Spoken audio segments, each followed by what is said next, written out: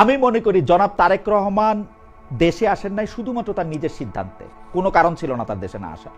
যদি কোনো কারণ থাইকা থাকে এখন ওইগুলি উনি প্রকাশ করুক যে এই কারণে আমি আসি নাই, এই কারণে আমি আসি নাই, অথবা ওনাকে বলতে হবে যে উনি ওনার কারণে আসেন নাই।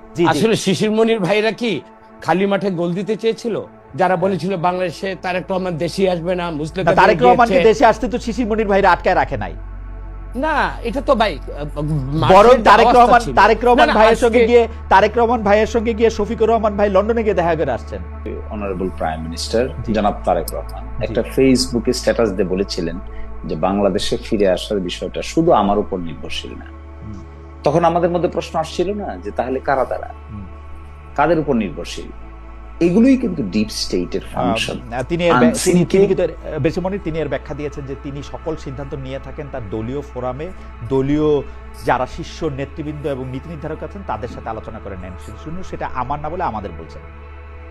এটা ব্যাখ্যা হচ্ছে আমাদের না যখন একজন বলবেন তখন আমি আপনি ব্যাখ্যা করব না। আমার একার বিষয় না, উনি বলছেন আমার একার বিষয় না, উনি বলছেন এটা আমার একার বিষয় না, আমাদের সবার বিষয়।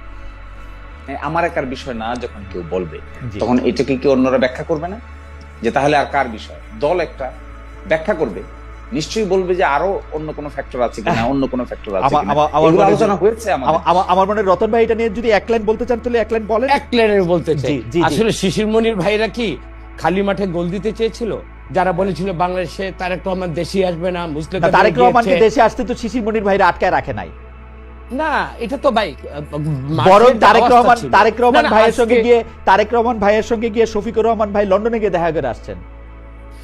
শফিক রহমান সাহেব গিয়েছেন, আমরা তো সবই ওয়েলকাম জানাই, এটাই শিষ্টাচার, এটাই গণতন্ত্রের সৌন্দর্য।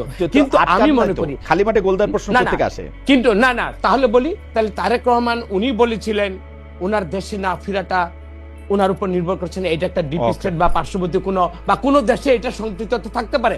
আমি এইখানে বলছি তারেক রহমান এদেশের মানুষ, এদেশে তার জন্ম, জনগণের উপর তার আত্মবিশ্বাস ছিল।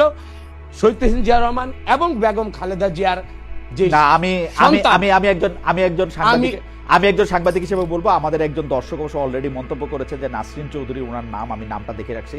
মন্তব্যটা হচ্ছে একজন সাংবাদিক বারবার কিভাবে তার নিজস্ব ব্যক্তিগত সম্পর্কের কথা বা তার মন্তব্যের কথা বারবার বলতে পারে। উনার কথা মনে রেখেও আমি বলতেছি, আমি মনে করি জনাব তারেক রহমান দেশে আসেন নাই শুধুমাত্র তার নিজের সিদ্ধান্তে, কোনো কারণ ছিল না তার দেশে না আসা। যদি কোনো কারণ থাইকা থাকে এখন ওইগুলি উনি প্রকাশ করুক যে এই কারণে আমি আসি নাই, এই কারণে আমি আসি নাই, অথবা ওনাকে বলতে হবে যে উনি ওনার কারণে আসেন নাই।